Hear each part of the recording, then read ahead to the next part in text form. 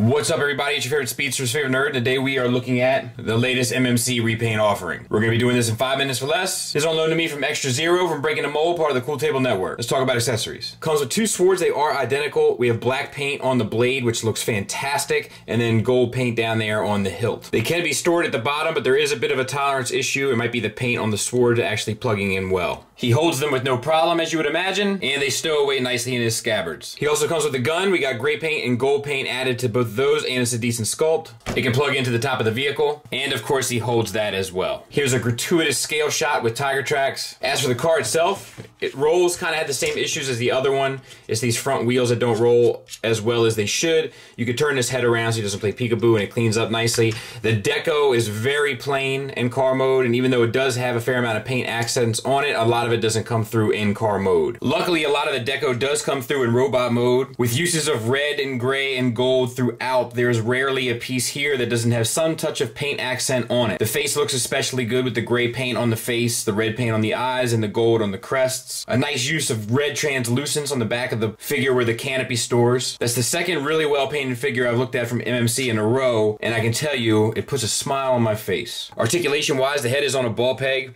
You get up a little bit due to the crest, a fair bit down, side to side, a little bit of attitude. Shoulders, same we've seen before, they're on a massive ball peg, and then the ball peg is attached to a hinge at the shoulder so you can get the shoulder up and around with no problem. There's an additional hinge inside the shoulder where the arm is that helps you get a tad bit out as well. And there's a bicep swivel, double jointed elbow getting a great range, and wrist swivel, and the fingers are on a base pin knuckle with the trigger finger being independently articulated, but he does have typewriter fingers when you go to extend them. Waist swivel with no problem. The scabbards are on ball pegs that also hinge in and out so you can get them out of your way for posing. Waist skirts flip up so you can use the universal joints, which pretty much get you the full Van Damme and the full Monty. Knees are double hinged so you can get a great range there as well, and then you can use this knee pad to cover down on the joint, causing a very unified look. Thigh swivels are identical to what we've seen in the past. We have this, which covers down on the joint. It's on a double hinge, and then we have the ball peg on a hinge as well. Using both, you can get an ankle tilt up to there, down to there, a toe tilt on this ball peg.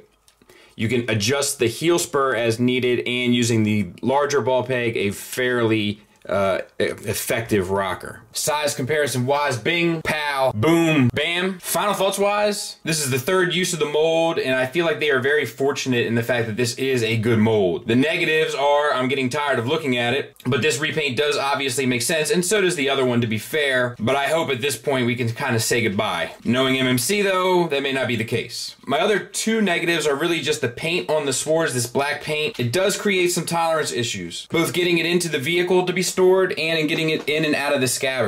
And then lastly, even though this thing is painted to the nines, a lot of that deco is lost in the alt mode. Alt mode is obviously less important for most of us, so at least it is there where it counts, but it's still worth mentioning. Positives wise, the sculpt still works, still looks good. There is plenty of paint on it, and it definitely comes through in robot mode. The articulation is still outstanding, cleans up fairly well with the exception of that canopy, but on one hand, I wish that it like swiveled in the middle so that you could turn it around and kind of collapse it more against the back. On the other hand, I also recognize it's not that big of a deal, so it's a decent loss to take. I also, once again, would have liked some more hardware in it for the joints, but I can't deny that all the joints are toleranced well and move smoothly. Perhaps the shoulders on the ball pegs are coming off a bit easier now than they should, but I don't believe it to be a problem or anything worth really talking about in any more detail. Definitely has the presence both in robot and alt mode, so it is a recommend for me if you're a fan of this representation of the character. I think I, on the other hand, will be good enough with just getting drift and calling it a day on this mold, as I hope MMC does as well. Thanks for listening, thanks for watching, until next time, take care.